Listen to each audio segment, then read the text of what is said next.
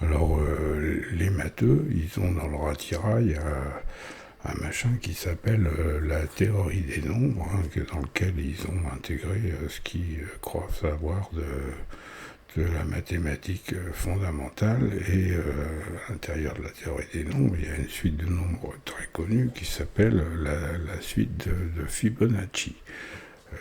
Cette suite, elle est constituée des nombres égaux à la somme des deux précédents. Alors, historiquement et habituellement, elle commence donc par deux nombres 1.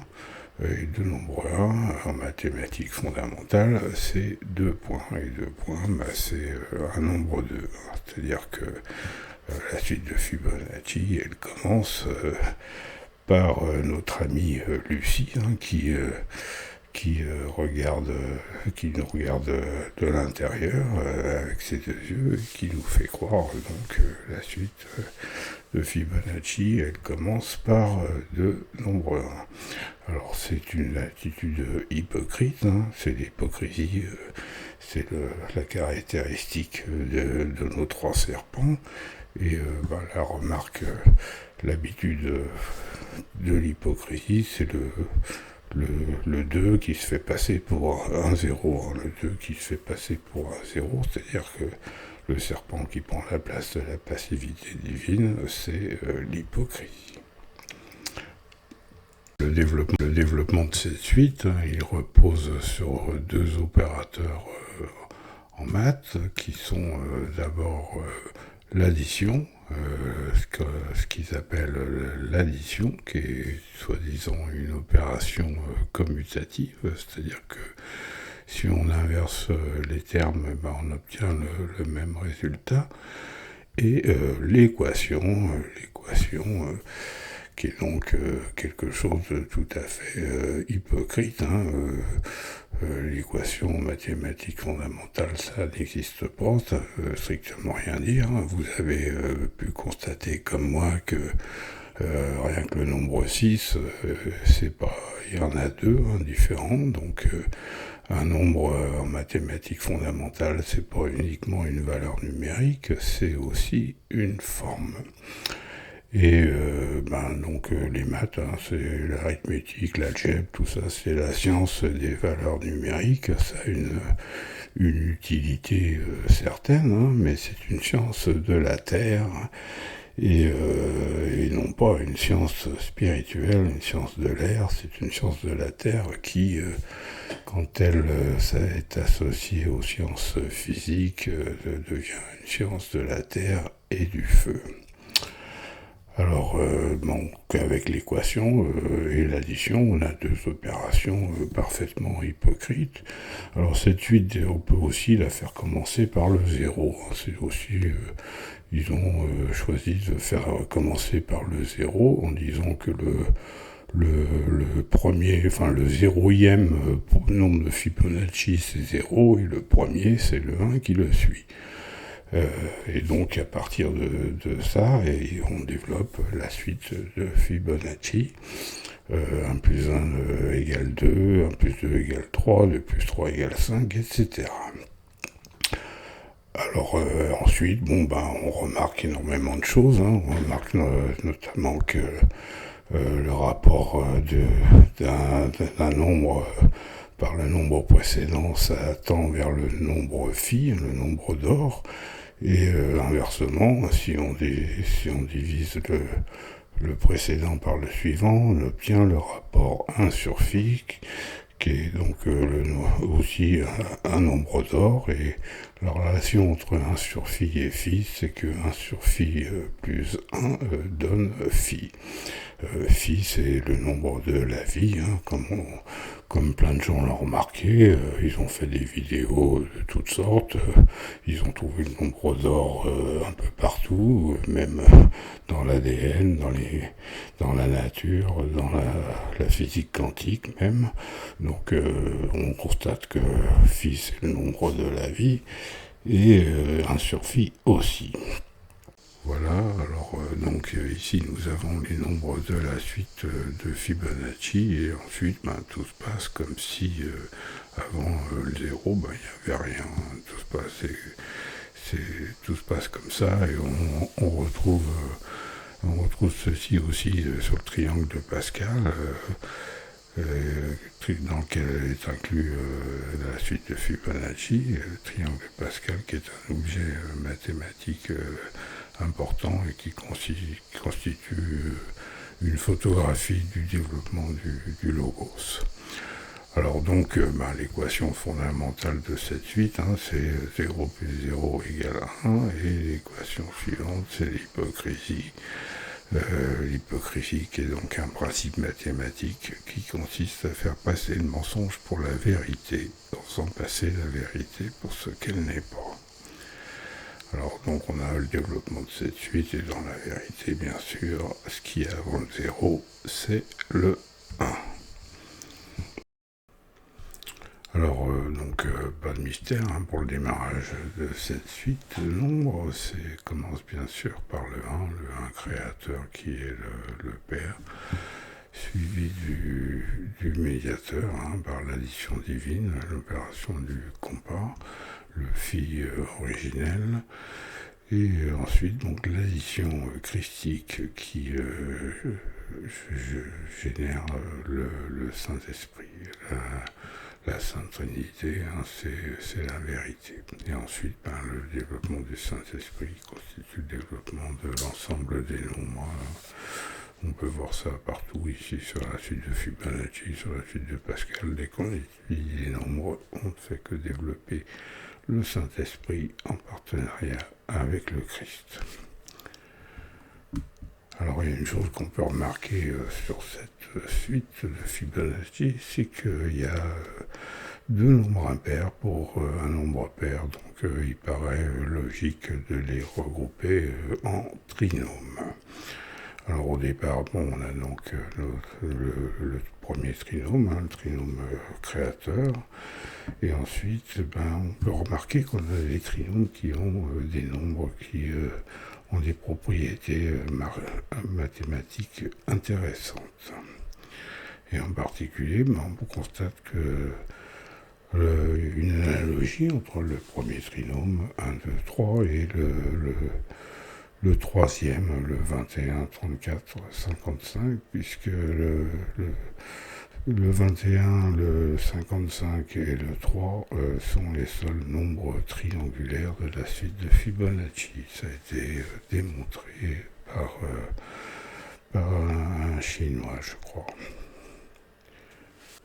Alors ce sont donc les seuls triangulaires de la suite de Fibonacci, avec le 1 bien sûr, qui compte pas parce que lui il est à l'origine de toutes les figures. On a aussi le seul cube qui est le 8 et le 144 qui est le seul carré de la suite.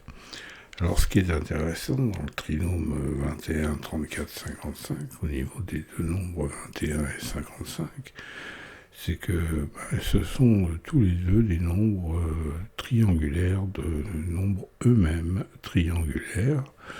En effet, le 21, c'est le triangulaire du nombre 6, c'est le sixième triangulaire, la somme des nombres de 1 à 6, qui lui-même est le triangulaire du nombre 3. Donc le 21, c'est le triangulaire du triangle.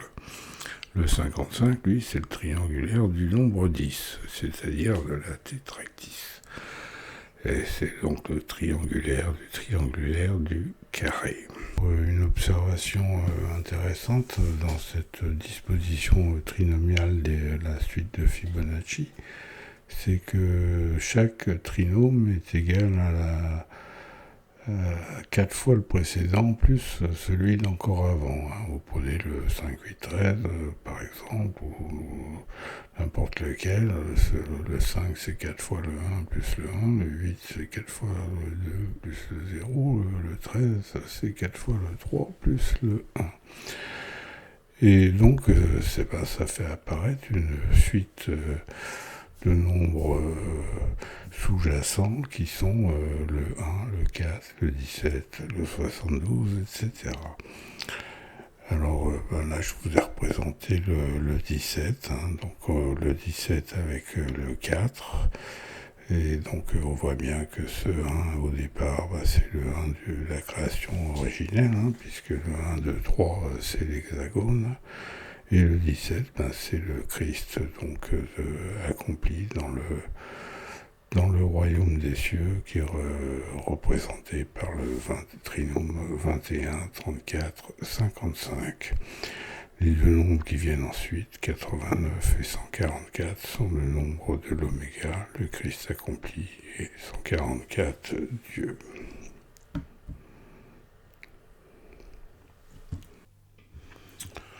Alors donc voilà les nombres que j'appelle philosophiques, hein, en référence à l'avant-dernière phrase de la table d'émeraude d'Hermès Trismégiste, hein, puisque il s'appelle Trismégiste parce qu'il détient les trois parties de la philosophie du monde entier.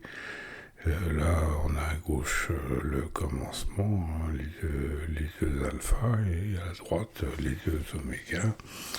Et au milieu, c'est la création, c'est le monde entier, qui est donc constitué de trois parties. Et le premier, vous l'avez déjà entreaperçu, hein, c'est la création de l'accomplissement de l'hexagone, hein, de l'octaèdre. C'est d'abord le Saint-Esprit, ensuite c'est le règne minéral, le règne de la terre, et ensuite le règne de l'eau, le 3 de l'eau. Et cet ensemble forme le nombre 6, 1 plus 2 plus 3, l'hexagone, qui est aussi le triangulaire du triangulaire. Du triangle, pardon, triangulaire du triangle. Et ensuite, on passe au trapèze, et donc ça se passe dans le cercle du feu. Et donc, dans le premier trinôme, le Christ est actif, mais dans le deuxième trinôme, il est passif. Il redevient actif dans le troisième trinôme, où il devient le 17. Alors, le nombre du premier trinôme, c'est le 6. Le 1 plus 2 plus 3, et le nombre du dernier, du 21, 34, 55, c'est pas un nombre d'hommes. Le 21, c'est le triangulaire du triangle, le 34, c'est le quart du triangulaire du carré, et le 55, c'est le triangulaire du carré. Mais là, on ne peut pas humainement trouver un nombre qui corresponde à cet ensemble. Par contre, c'est tout à fait possible avec le trinôme 5, 8, 13, puisque le couple 5, 8, c'est un cube dont les faces latérales sont des trapèzes. Et donc ça représente la figure que j'ai mise à côté au-dessus du 13, c'est-à-dire une pyramide à toit carré, hein, et à base carré, et qui est donc le triangulaire du cube, c'est-à-dire le nombre 36. Le 13 est également sous forme d'un 5-8, c'est également le 1,36, ce qui fait que le nombre du trinôme, c'est le triangulaire du 36, le triangulaire du cube, c'est-à-dire le 666. Alors si j'appelle ça les nombres philosophiques, c'est aussi parce qu'il est écrit dans le chapitre 13 de l'Apocalypse. C'est ici qu'est la sagesse. Hein. La sagesse, c'est Sophia, que celui qui a de l'intelligence calcule le nombre de la bête, et ce nombre, car c'est un nombre d'hommes, et ce nombre est 666. Le 666, c'est le nombre de cette bête, hein. C'est une pyramide à 2 étages, une pyramide à toit carré. L'autre bête, c'est le 28, l'étoile flamboyante, le nombre de l'antéchrist, et celui qui a de l'intelligence, c'est moi. Voilà, alors je vais fermer là cette parenthèse avant de retourner au fichier graffeur. Hein. Donc, une remarque, hein, c'est que le premier trinôme, on est clairement orienté autour du triangle, hein, avec le compas, le triangle, l'hexagone. Et donc on a des figures qui sont l'octaèdre, le tétraèdre aussi. Le deuxième, on est clairement autour du cube, hein, le carré et du cube. Là, ce que j'ai représenté en dessous, c'est le nombre 78, hein, qui est l'équerre au sens satanique, l'équerre au sens christique, et il est représenté à gauche, et nous allons la voir tout à l'heure. Et le dernier trinôme, on est autour du pentagone, c'est-à-dire de l'icosaèdre et du dodécaèdre, qui, comme son nom ne l'indique pas, est un nombre 21 quand il est centré, comme le tétraèdre qui contient le 17 et le 4. Quant au nombre 89, c'est aussi un tétraèdre.